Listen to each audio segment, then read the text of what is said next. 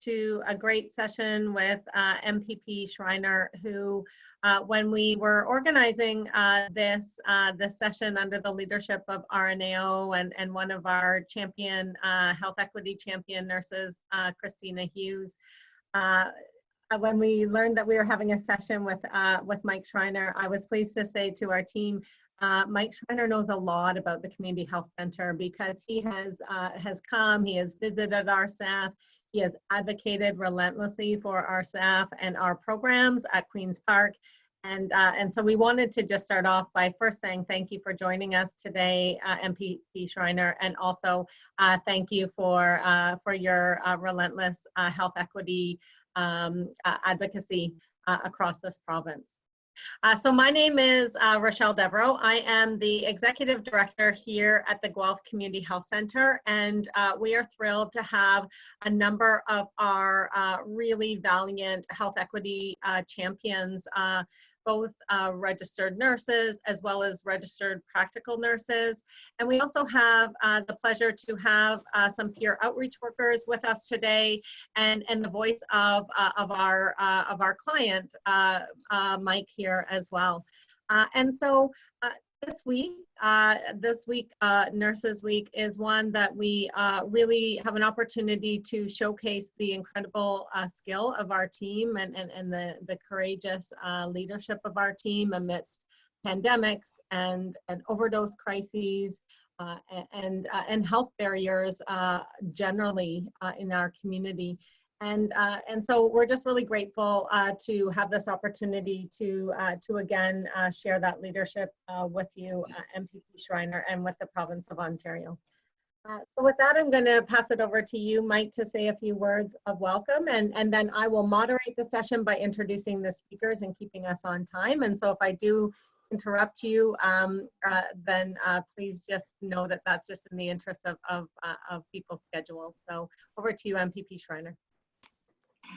Great. So I'm going to be very brief because hearing from nurses and clients is way more important than hearing from me. So I'm just going to take a moment to say how much I deeply appreciate the work you do each and every day, but especially during the current public health crisis that we're facing. Like, you're all heroes, and I think everyone knows that. And I just really admire your commitment, your courage, your passion for the work you do, and what a vital role you play in Guelph and nurses in general across the province, the country, the world.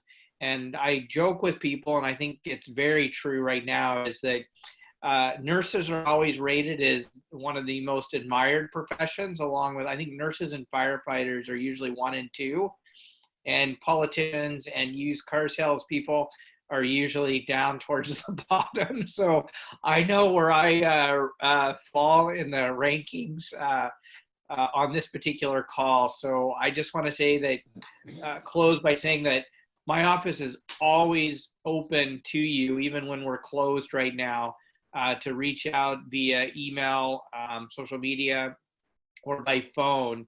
And I've had a lot of frontline nurses reach out to me over the last couple months. And I just want you to know that in the regular health briefings we have with the province, 2 to 3 times a week, I'm advocating strongly on the issues that you've brought to my attention, you know, whether it's PPE, testing, equity issues,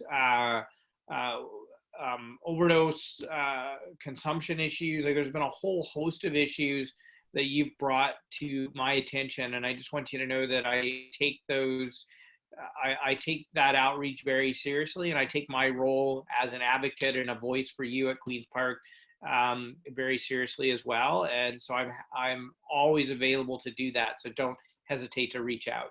And thank you for the amazing work that you do all the time, but especially right now.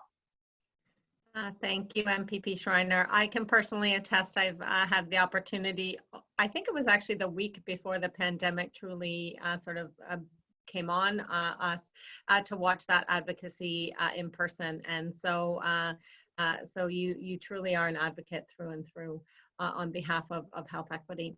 I'd like to now pass it over to Morgan Hoffarth. Morgan is the incoming president of RNAO, and ask her to say just a few words at the beginning of our call. Thank you, Raechelle. Thank you so much for having me and for inviting RNAO to participate in these virtual Take Your MPP to Work visits. It's such a pleasure to be able to join different work sites. It's a weird time with this pandemic where we can't actually be out and seeing people, but have such a great opportunity to connect remotely with different people. Happy Nursing Week. Thanks MPP Schreiner for being here. You are always really great at showing up and supporting the nurses in the healthcare system, and we really appreciate the work that you do. I just want to take this time to also acknowledge the first loss of an RN that we've had to COVID-19. So there was an RN's passing that was announced yesterday. They worked in a long-term care home in London, Ontario, which is actually where I live. So we're very saddened to hear about the loss of Brian Beattie, who was a tremendous RN who really cared a lot about the residents that he cared for at Kensington Village, as well as his co-workers. The COVID-19 pandemic has been difficult, to say the least, and at this time where we have the passing of the first RN, I just want to take a moment to acknowledge the lives lost, not just of long-term care residents, which have been really hard hit by this pandemic, but also of this staff member. But I also am really pleased to be able to join the Guelph team to talk about some of the amazing work that they're doing in the community. Thank you for having us. Thank you, Morgan, and thank you for bearing witness to that passing. I saw that. It is incredibly unfortunate and reminds us of the risk that our nurses take every day to care for those who need it most. And so thank you for that. I'd now like to pass it over to Christiane Kraft. Christiane is a registered practical nurse in our clinic, and so we are really grateful to hear about some of the experiences that you have in providing care here at the Guelph Community Health Centre. Christiane. Thanks, Raechelle. So the clinic also has become really innovative when it comes to our service delivery, like the rest of the CHC. The in-office team is now comprised of smaller teams, which include a nurse, a provider, and support staff that work 1 day a week in office and then the rest of the time remotely. These smaller teams ensure that we are able to continue to provide in-person primary care 5 days a week, like usual.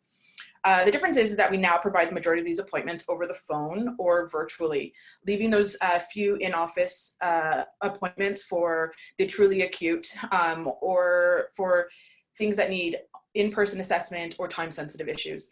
And in order to do this successfully, it's really meant that we've needed to do a real high level of triage, really teasing out what a client needs and figuring out, what service is appropriate for them, whether that be in office, on the phone, the assessment center, the hospital.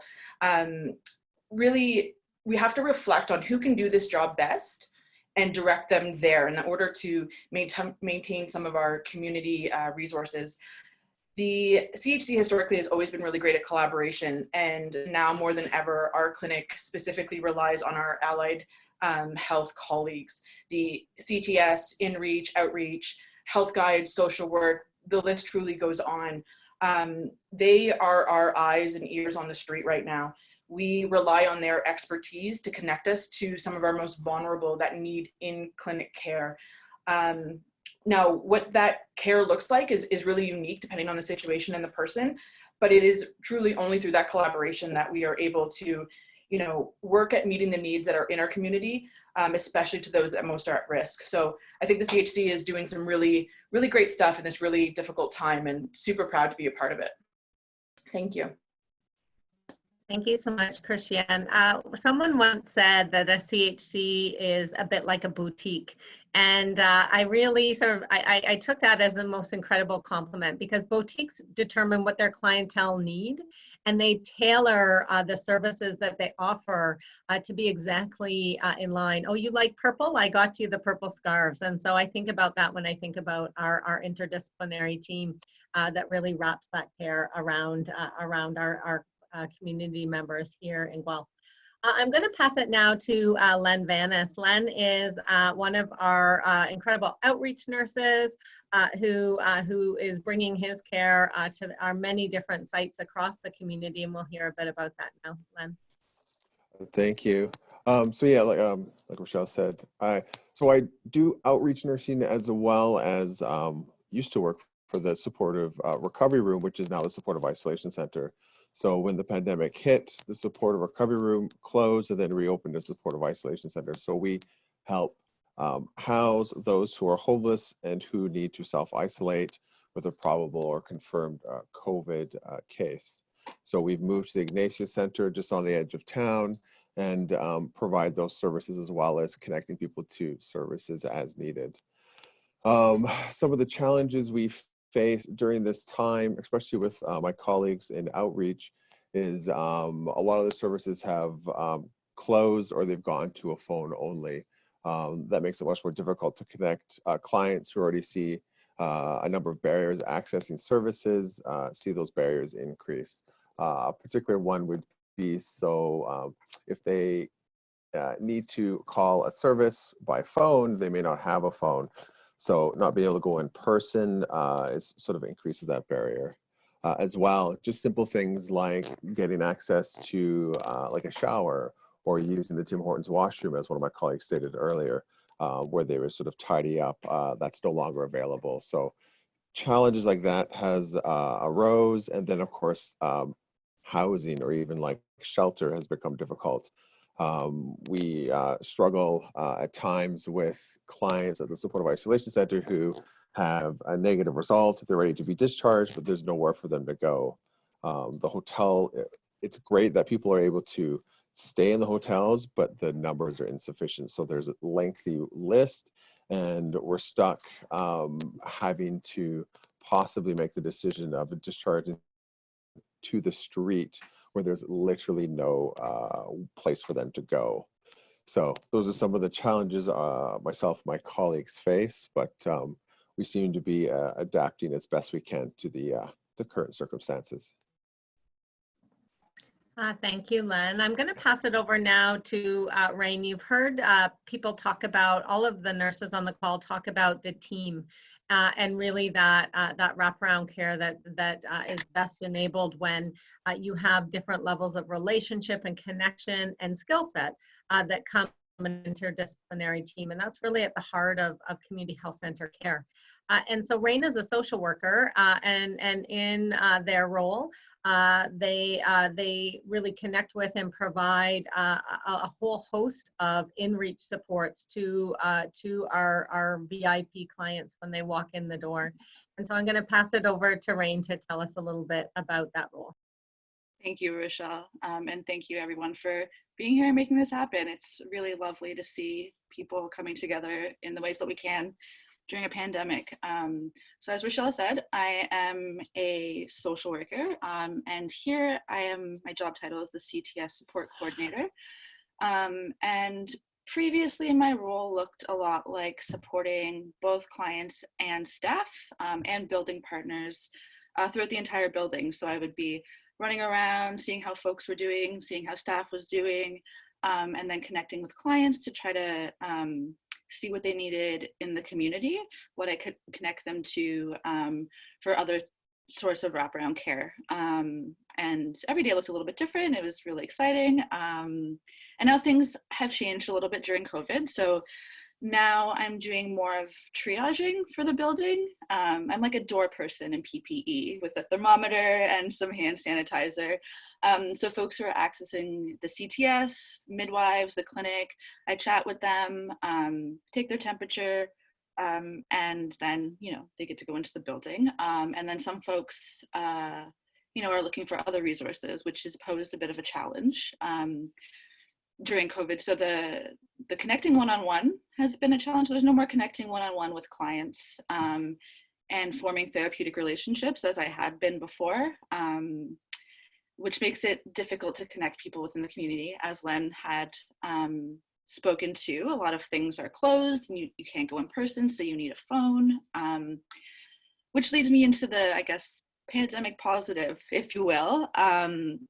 we received a really gracious donation from TELUS of cell phones. And so we were able to, InReach specifically acted as the vessel to get those phones out to clients who needed them, folks who were using drugs and without housing at the moment. And so we were able to offer them something quite tangible in the midst of a global pandemic, and also acted as a lifeline for them to connect to community resources, because Len had said a lot of folks don't have a phone, so we were able to provide them something to be able to provide wraparound care for themselves, so connect them with other resources, and also it allowed us to connect with clients and in ways that, you know, the pandemic has made really difficult.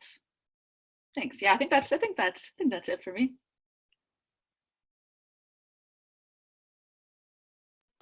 That's exactly it. So many folks have had their people, our community members, our VIP clients have had their lives sort of turned upside down amidst this pandemic. So too have our staff on a personal level at their own homes with their own families. They went from being teachers to support workers to all sorts of different roles. And really we're conscious of also that impact of vicarious trauma on our staff that can be layered amidst this time.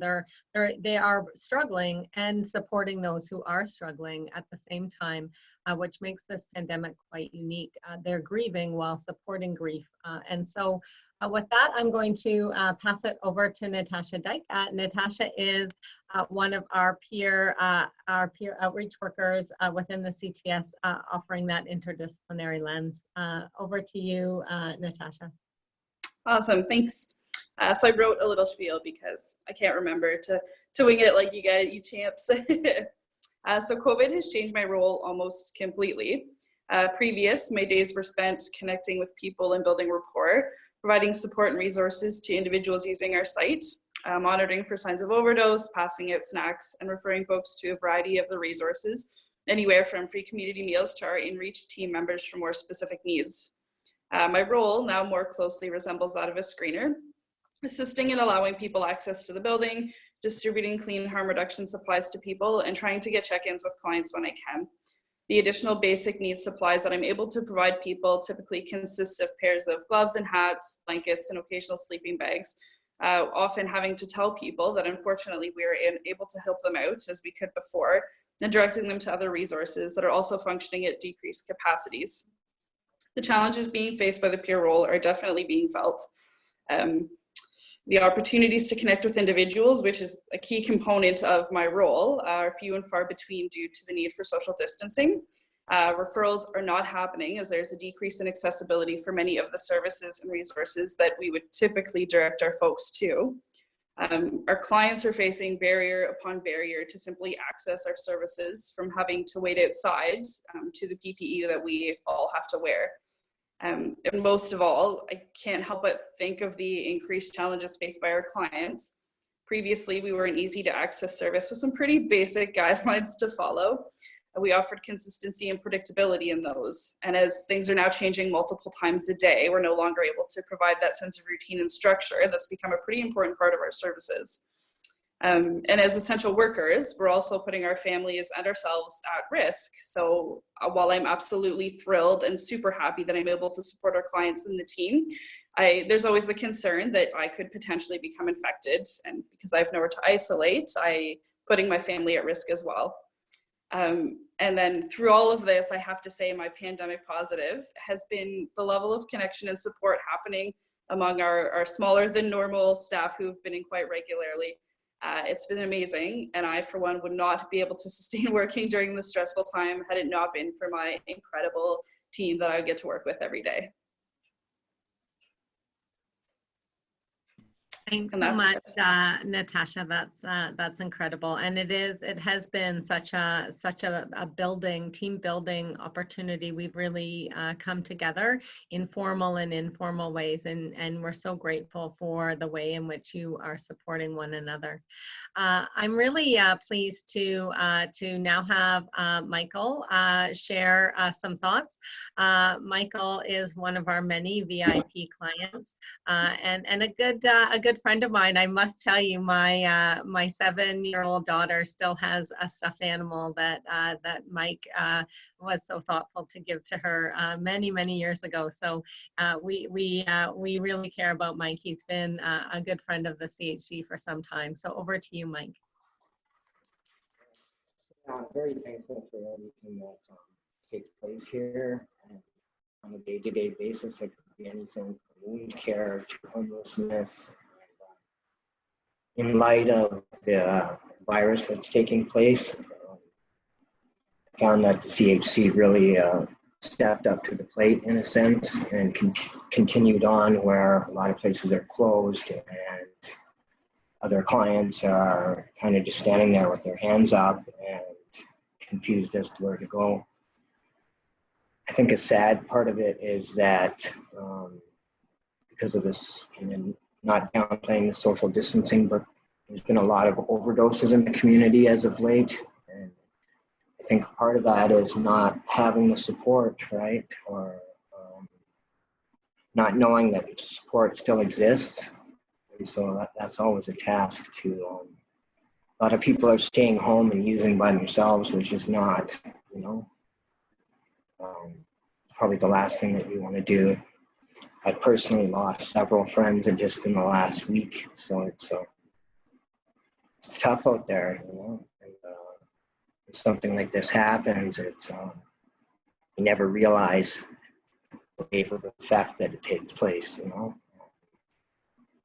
So yeah, you know, again, very thankful to have the CHC and you know, and be a part of, to be able to give my voice to such importance.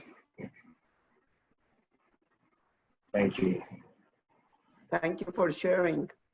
Thank you for sharing. May I ask Raechelle, just so I understand the context, because, for example, in Kingston, the site was kept open throughout, and there has been no increase in lives lost. I mean, there are lives lost because, unfortunately, we do have lives lost to overdose, but the consumption treatment center kept open, and that really temper the increase, which in Toronto, like Michael is saying, here in Toronto, I think it's threefold because it was closed right away.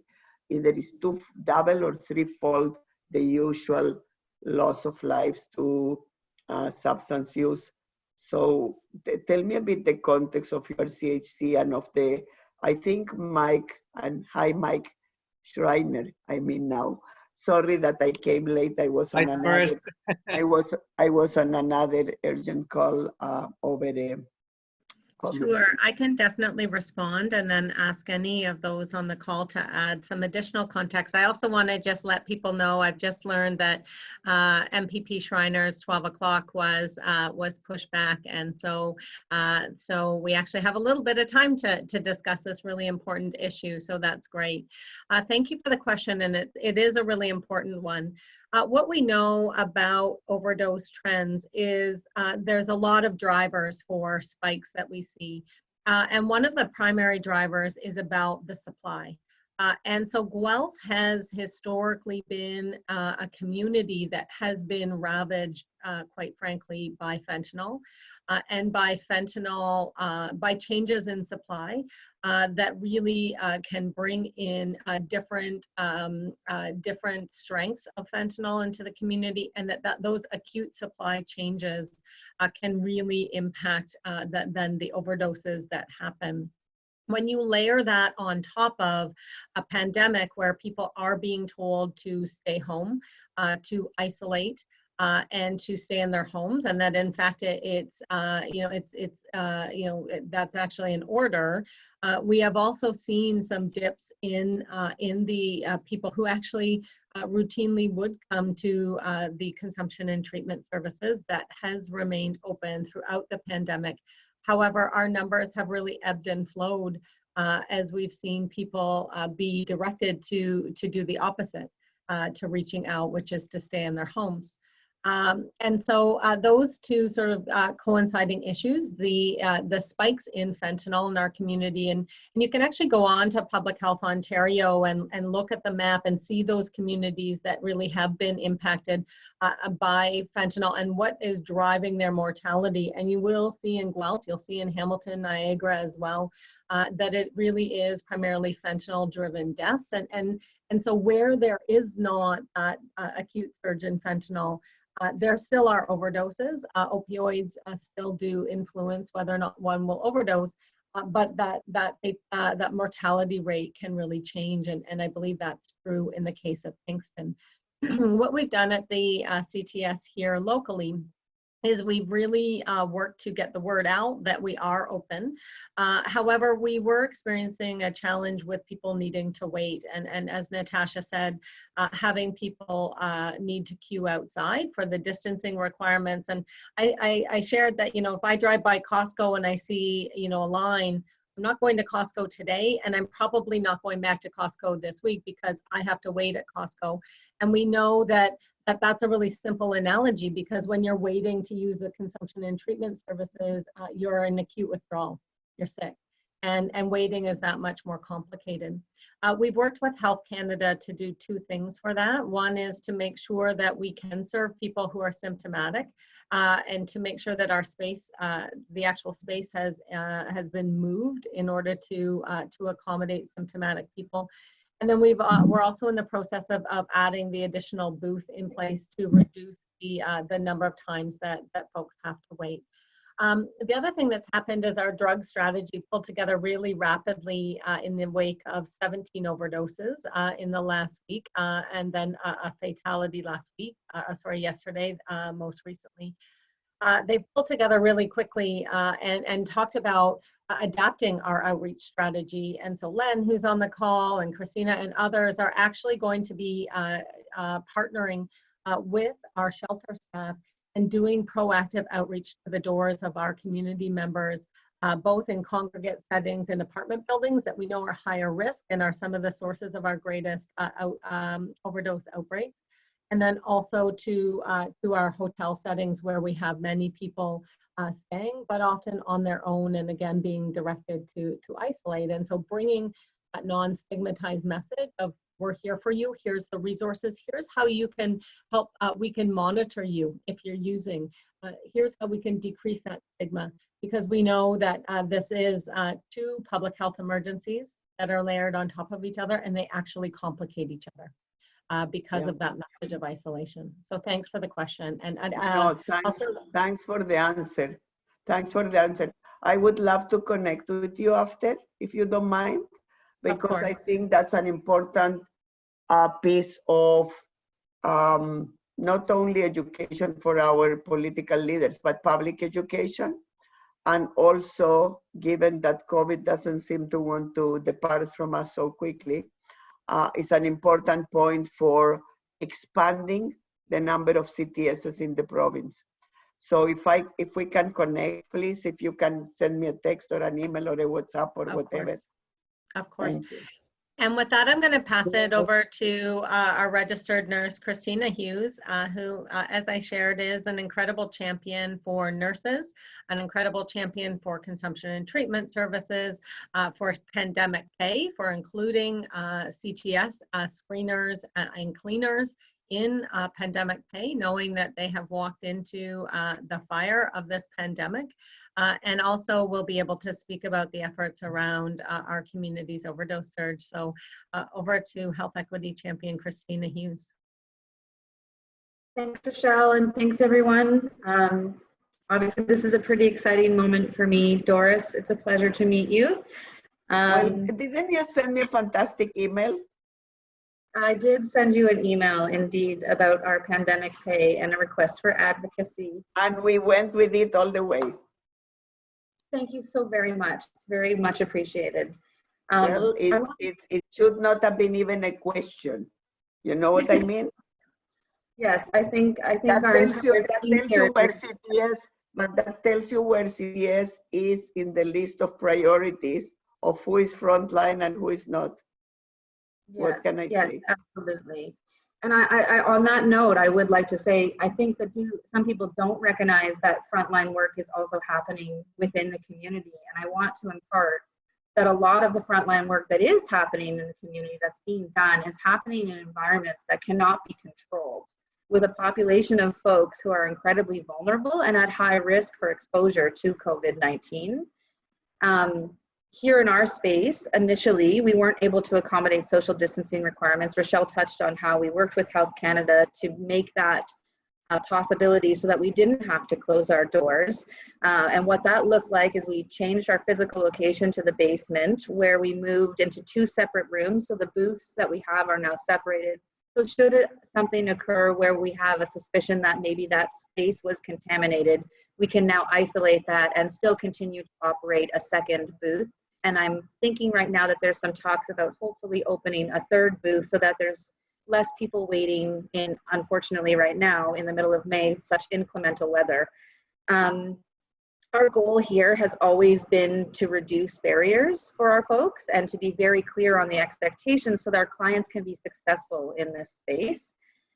You can imagine that with the rapidly changing evidence that was coming in from the ministry, then us having to kind of alter our processes on a daily basis, that sort of created a bit of disengagement from our clients, having to line up, being screened, triage, not having the opportunity to connect with the other clients, not having the opportunity to connect with peers, with social work, obviously has been challenging for our folks.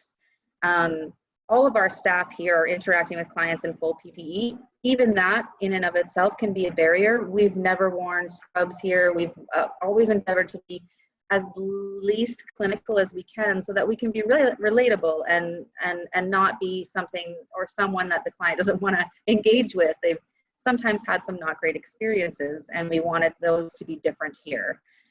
So even that in and of itself is a barrier. Our nurses are working closely with folks who are injecting. We're discussing dosing. We're reviewing fentanyl trends. We're seeing a lot of different colors right now. It used to be purple, now it's green, now it's blue, now it's white. You know, a lot of discussions around how people are using and what they're using and when. Go slow, please taste it. We're providing teaching, medical intervention as indicated, and obviously we're responding to overdoses. And so in those instances, we can't maintain physical distancing. We're obviously doing proximal care. There's been some inconsistent evidence around whether or not we provide oxygen therapy. Are we aerosolizing the virus potentially? There's just been a few things that we're like, oh, we're not really sure, but obviously we're here, we're doing this work, we're going to go through with whatever it takes to keep our folks safe. One of our biggest fears is that barriers to accessing us is creating a greater risk in the community. And Mike touched on that briefly. We're seeing contaminated drug supply. And that doesn't mean just fentanyl and higher concentrations of fentanyl. We're seeing fentanyl in crystal meth. We're seeing fentanyl in cocaine. Stimulants, people who use stimulants are under the impression that they're safe, they're not going to overdose, so they're not always as prepared. We're doing a lot of teaching around, even if you're using stimulants, please carry Narcan. So we've unfortunately in the last 2 weeks lost 2 community members. They were not at our site, and I know that this is a big ask, but safe supply and expansion of our program could save countless others. And instead of asking our folks to travel through the community, I think it's prudent for us to try and think of ways that we can go to them. We do know that our shelter systems have put folks up in the motels. Trying to find a way to get creative with that would be really helpful. And also there's an area in downtown Guelph, there's a housing unit there that the folks in Guelph will all know. And I think us being able to travel to that specific housing unit as well could potentially save more lives and increase access to services.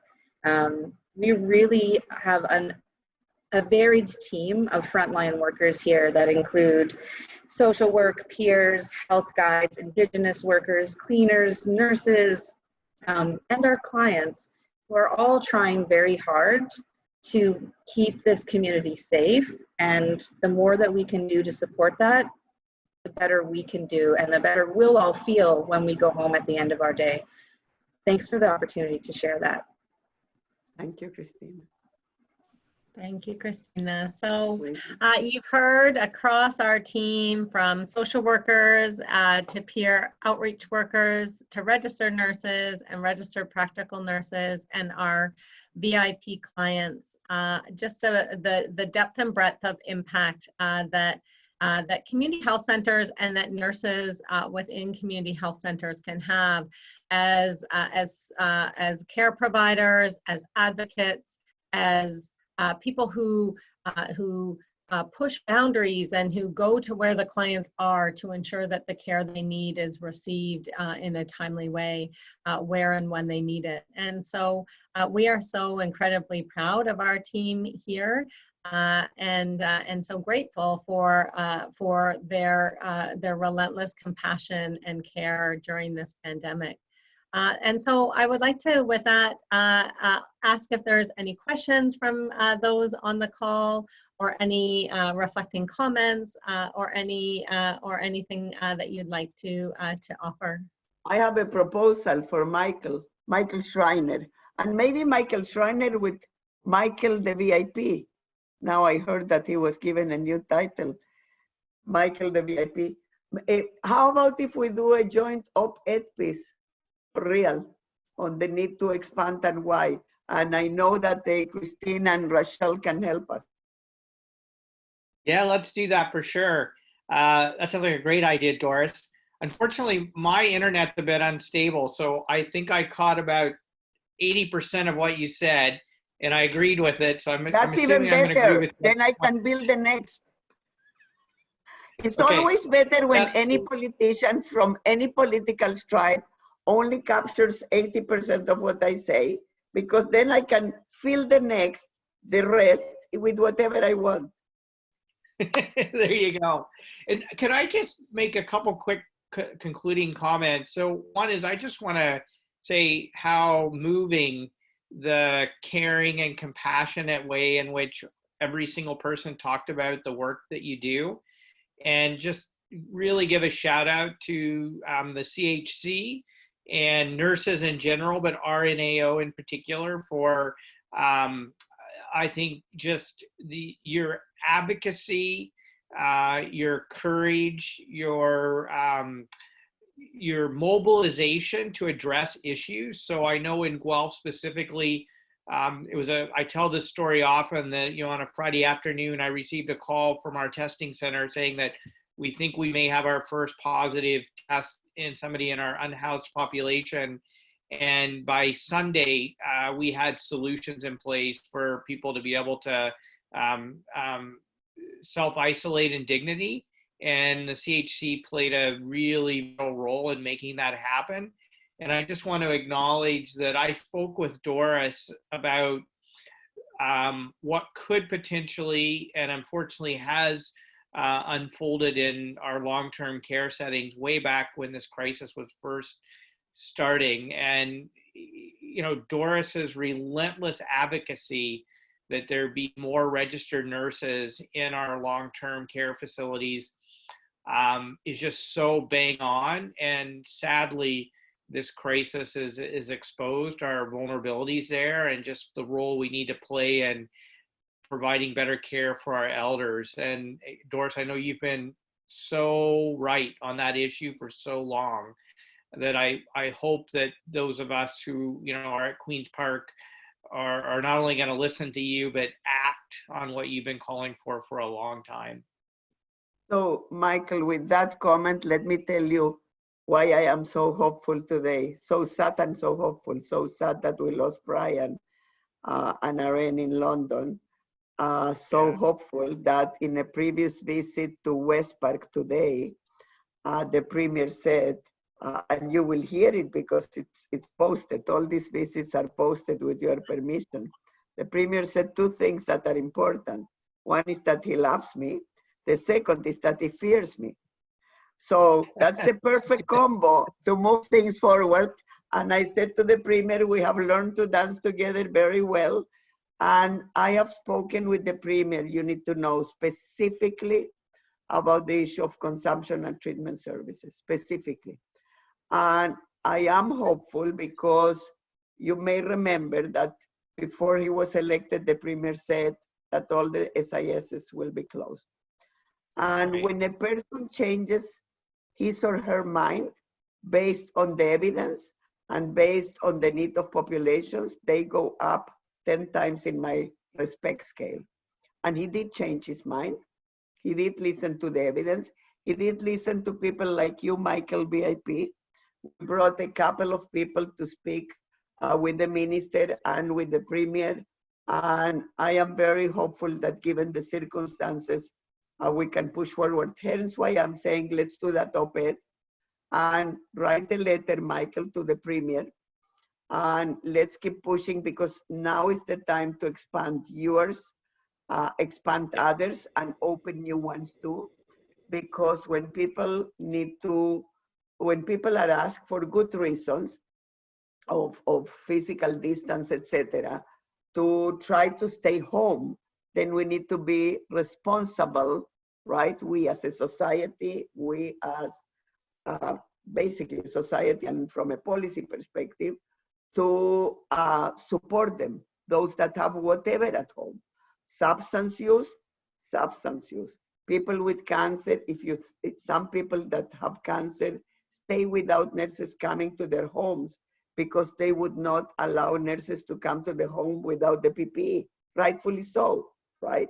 So when we put public health measures that we totally support from RNAO of stay at home because I need to go to work, that nurses need to go to work and you guys need to go to work and others. So the rest of, try to stay home. We need to support them in whatever they need at home, because substance use is no different than any other health condition, and we cannot discriminate on that. So we will keep pushing, but now is the time to push. Yes, So I kudos think to that you that's for your important. work. Kudos to you for your work, because it's both the compassion, it's always also the expertise. And I'm looking now at Christine and RNs, RPNs, and all the support people, but also the other workers that work with people with that use substances. Is knowing how to bring the expertise in a way that is helpful. You know what I mean? Sometimes we, the health professionals, bring the expertise as we know it. Well, we know some things. People with lived experience know a lot more. So it's that capacity to make knowledge compassionate. And I think Christina said non-threatening, accessible, relational, so that really we combo both knowledges, the knowledge of the lived experience of people, which is the most important one, with the little knowledge that we can give to keep people safe in whatever safety they need. So thank you for all of those that share your expertise, and from many different angles. And Mike, you and I will keep working. Mark Schreiner will keep working. Now, he's not only known to you guys, he's known to us too, just so you know, very known. And you have a big champion there. So thank you for all your championship always and for connecting with us. And let's keep pushing. Now is the right time. I agree. Okay, well, thank you for that. I just got a quick note that that MPP Schreiner does need to go offline now. We got an extra 15 minutes, which is incredible in the busy schedules of our elected officials. And so thank you so much, and incredible thank you and gratitude to everybody who is on this call, both for what you do every day, but also to turning that into compelling words of advocacy for what we need to expand, what we need to increase, and how we can grow. It's through your voices, both of lived experience, Michael, as well as advocates and champions, staff on the line, that we can truly make a difference. And we've seen that. We have been successful, as Doris says. We have overturned and moved mountains in this province. We really have. And so to recognize those achievements as inspiration to move more. And so let's keep going. And so with that, incredible thank you to RNAO, to Doris, and to everyone on the call. Have a wonderful day. I don't know if you saw Lilian Bretan, our board member. Lilian, We say did. hi. Oh, Hi, good. Liliana. Hi. And Imagine Bainok, who you should hear. You should hear this before Mike Schreiner leaves and all of you. So Matt Calway is our director of policy at RNAO. Some of you may know him. And we lended him, I say, we lended him to Inner Health City, which opened in Toronto 2 large facilities of 200 beds each for persons experiencing homelessness that are COVID, either waiting for the results of the COVID test or that are COVID positive. And then we brought, we asked more than we brought, Dr. Imagine Bainok to step back, to come back to RNAO to cover for Matthew Calway. So thank you, Imagine, for being with us. And she has been very helpful with Kyle and all of the team that put this amazing event. And we are so thankful for your generosity of joining and sharing, and all of you, Mike, and all of you at the CHC and at the CTS. Really, thank you. Thank you. Yes, thank you. And Kyle is the watchword. Great. Thank you very Thanks, much. everybody. Have a great rest of your day. Thank you. Bye. Thanks for joining. Yes. Let's connect, Raechelle. Bye-bye. Let's connect on the, and maybe also with Christina. She can be a co-author. We can do a piece that we then can do with Mike as an op-ed, and also a piece for the blog, because a lot of the explanation that you gave of why the spikes, I am certainly not to that level of knowledge.